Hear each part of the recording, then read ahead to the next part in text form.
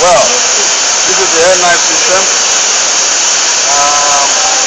Comparatively, it's better than the air compressor used in drying your bottles before coding is done. The discharge air temperature is a bit higher than the ambient temperature, so that tells you the discharge air is dry air without humidity. And the resultant effect is that you have a bottle that is dried out entirely before your coating is done. And that ensures a lasting coating on your bottle. So this is air knife system from DI-PECH Engineering. Thank you.